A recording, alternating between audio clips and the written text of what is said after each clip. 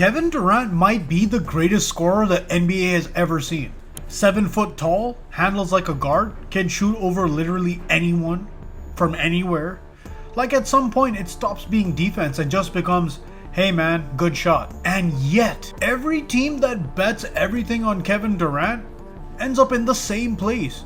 No future, no success, and KD gone. How can someone this talented have a legacy that makes absolutely no sense? Is Kevin Durant a misunderstood genius, or is he the most confusing and overrated superstar of his era? Let's be fair, Kevin Durant is ridiculous. 4 scoring titles, 2 finals MVPs, in real conversations with guys like Kobe and MJ as one of the greatest scorers ever. And honestly, from a pure skill standpoint, a lot of people argue he's the best ever, and they're not crazy for it. KD is basically what happens when you take a 6'2" guard and just stretch him to 7 foot. That's not a basketball player. That's a glitch in the system. A unicorn, to use his own terminology. There's no weakness on the offensive end. So naturally then, a player this good should be leading dynasties, carrying teams, building something that lasts. Right? Yeah, let's talk about that. Because Kevin Durant's story really starts with the team that drafted him, the Oklahoma City Thunder. The Seattle Supersonics select Kevin Durant from the University of Texas. Perhaps the easiest pick in the history of the NBA draft. Kids back home, don't try this. This is working your coordination. Keep it fighting. And I'm telling you right now, he had everything and somehow managed to fumble it. Young superstar, winning team, MVP, and the media absolutely loved him. This wasn't controversial, KD. This was, you the real MVP, KD. The golden child. Everybody told us we weren't supposed to be here. We moved from apartment to apartment by ourselves. One of the best memories I had is when we moved into our first apartment. No bed, no furniture. The one the NBA loved, and his team loaded as well. They had Russell Westbrook in his absolute prime, great supporting pieces, deep playoff runs, an unexpected finals run. This was supposed to be the next dynasty. This was supposed to be Kevin Durant's league. Then 2016 happens. Western Conference Finals, up 3-1 against the Warriors. 1 win away from the finals. 1 win away from proving this is Kevin Durant's league now. And then epic collapse.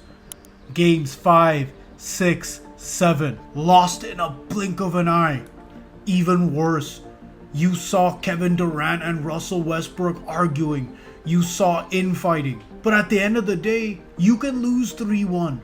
But most of the time, your team's gonna forgive you. Your fans are gonna forgive you.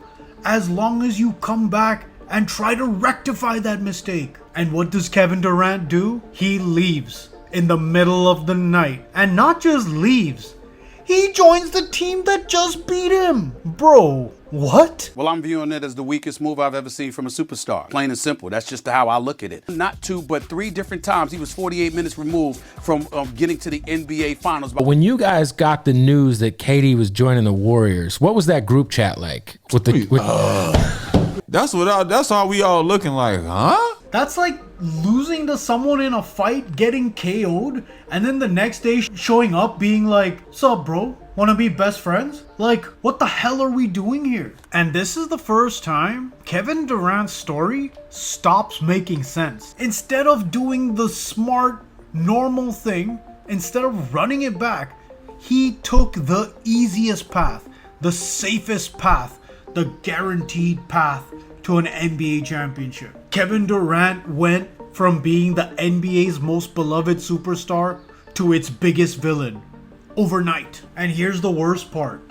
Yes, it did lead to his coveted title. 2 of them, in fact.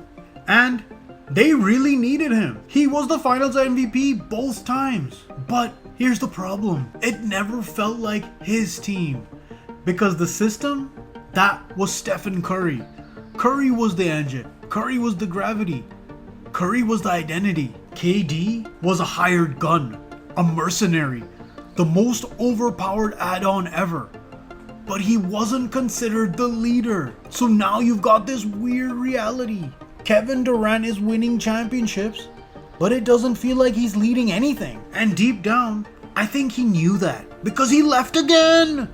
And you can say it was because of his fight with Draymond, but the fact of the matter is this: you don't leave a guaranteed winning situation like he had in the Warriors if it wasn't something bigger. And that's why he went to the Brooklyn Nets with Kyrie Irving. This was supposed to be it for Kevin Durant. He was in his prime. It was his team, his legacy, his system. The Nets were also down. They went all in. They got Kyrie, they got Harden. The East was weak as hell. This should be unstoppable. And for a brief moment, it looked like it could have been. Then everything fell apart again. Injuries, chemistry issues, COVID. At this point, we're seeing the pattern start to emerge. But at the same time, looking at the trajectory, you think, okay, this is kind of like bad luck because Kevin Durant played out of his mind while he was in Brooklyn. And he was literally the glue holding that team together. So you couldn't really blame it on him. So you say, okay, let's try it again. And Kevin Durant forced his way out to the Phoenix Suns. And once again, the team gives up everything, including the kitchen sink for Kevin Durant. Picks gone, depth gone, future gone. All for KD. And again, what happened? No real playoff success. No identity. No foundation. Stars in and out of the lineup. No defense. And eventually, KD's gone again. Out the back door, throwing rocks and stones wherever he can. And I think even the biggest Kevin Durant supporters have to raise their eyebrows at this. So now we're asking the real question. If everywhere Kevin Durant goes, the team gives up everything and gets nothing lasting in return, at what point is that not just bad luck? And our gymnastics team was so dominant that Kevin Durant told me he wants to play for them next year. Durant, a great player? He is, I don't want to badmouth the dude, but I see, you guys always talk about that championship stuff. I try to tell y'all, all these bus riders, they don't mean nothing to me. Here's the truth nobody wants to say, but I will. Kevin Durant might be the greatest plug-and-play superstar ever. Not quite the bus driver, but definitely not a traditional bus rider either. But the fact is, he's not a system. He's not a culture. He's not an architect. Compare it to his contemporaries like LeBron James, who controls every play in a game and is an out-and-out leader. Or Stephen Curry, who is the system. These guys aren't just plug-and-play scorers. They shape everything around them. KD, he fits into systems like a glove, but he doesn't build them. Kevin Durant isn't the problem, but he's never the overall solution either. He's like the best luxury add-on ever. But if your house has no foundation, that add-on is just sitting there looking expensive while everything collapses. And that brings us to the Houston Rockets. Guess what? The same story today. Big expectations, tension, uncertainty, and when things matter most, he's not even on the floor against the Los Angeles Lakers. And even when he played, he looked like a shadow of his former self. And now, you just sit there like, yeah, I've seen this movie before. So who is Kevin Durant actually? He's not a fraud, nowhere near.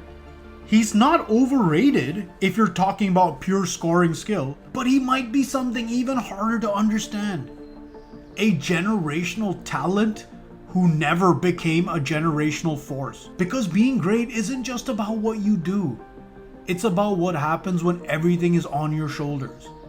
It's about leadership, sacrificing for a goal bigger than yourself. And for Kevin Durant, unfortunately, that part of the story still doesn't add up.